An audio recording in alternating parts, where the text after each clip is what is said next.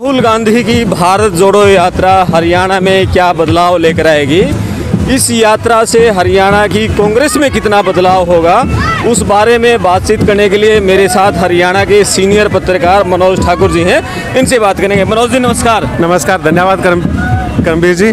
मनोज जी ये बताइए जी, ये राहुल गांधी की भारत जोड़ो यात्रा हरियाणा में 2 चरणों में चलेगी। पहला चरण आज शुरू हुआ है 21 तारीख को, तो इस यात्रा के क्या मायने हम निकालें हरियाणा की राजनीति के संदर्भ में?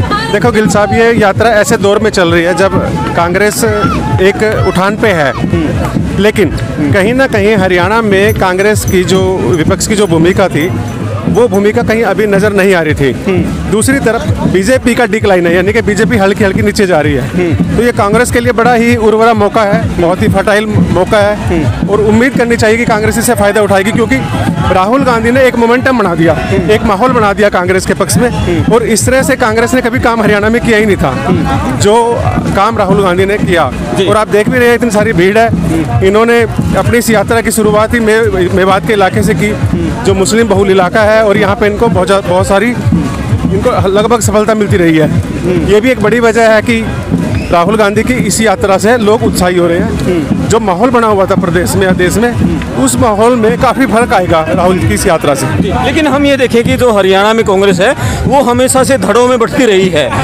राहुल की हम बात करें तो उनके निर्देशन में दीपेंद्र हुड्डा की अलग टीम है, भूपेंद्र हुड्डा की, सुरजेवाला की अलग है, शैलजा की अलग टीम है, किरण चौधरी अलग बातें कर रही हैं। जो रणदीप सुरजेवाला के समर्थक थे उनके बैनरों पर दीपेंद्र भूपेंद्र के फोटो नहीं है। तो क्या कांग्रेसी हैं और नीचे कार्यकर्ता तक में फूट है नेताओं के अलावा, तो क्या ये कांग्रेस और नेता कार्यकर्ता एकजुट हो पाएंगे?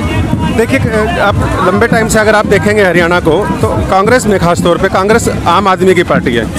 कांग्रेस को लोग वोट देते हैं, मतदाता वोट देता है कांग्रेस को। मतदाता का एक जुड़ाव है, वो किसी नेता के प्रति नहीं है। एक बात। दूसरी बात यह है कि निश्चित रूप से जिस तरह से अब कांग्रेस में माहौल बन गया, रणदीप सुरजेवाला सेंटर में चले गए, शैलजा जी को सेंटर में चले गए और हुड्डा को काफ़ी फ्री हैंड मिल गया।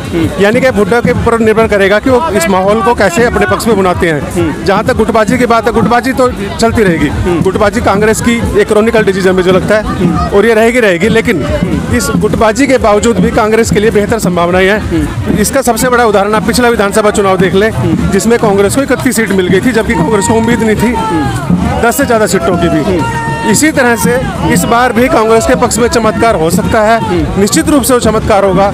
ये बात सही है कि बस कांग्रेसियों को एकजुट, अगर कांग्रेसी नहीं भी हो रहे तो कोई बात नहीं, एक दूसरे की टांग खिंचाई ना करें, तो मुझे लगता है कि इसका बड़ा फायदा कांग्रेस को मिल सकता है। लेकिन एक चीज़ है कि जो बीजेपी है, बीजेपी ने 2014 के बाद हरियाणा में अपना बहुत बड़ा मजबूत संगठन तैयार कर लिया है, नीचे ग्राउंड लेवल तक, मंडल स्तर तक।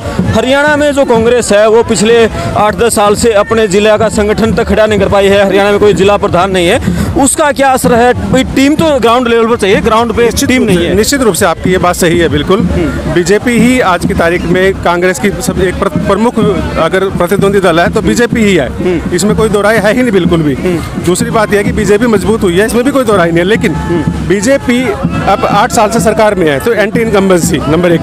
नंबर 2, कार्यकर्ताओं की नाराजगी, लोगों की नाराजगी कांग्रेस बीजेपी से बहुत ज़्यादा है। दूसरा, जिस तरह से जेजेपी कांग्रेस बीजेपी के साथ आई है, इससे भी कहीं ना कहीं जो आपकी जींद की बेल्ट है, कैथल की बेल्ट है, रोहतक की बेल्ट है, इस बेल्ट में कहीं ना कहीं लोगों में जेजेपी के प्रति भी नाराजगी है। इनेलो की स्थिति वैसे ही खराब है, तो बस्ती कांग्रेस ही है। तो जाहिर सी बात है कि लोग कांग्रेस की तरफ आएंगे, और मुझे बेहद उम्मीद है कांग्रेस के लिए कि इस रैली के बाद कांग्रेस की संभावनाएं काफ़ी अच्छी हो सकती है जी।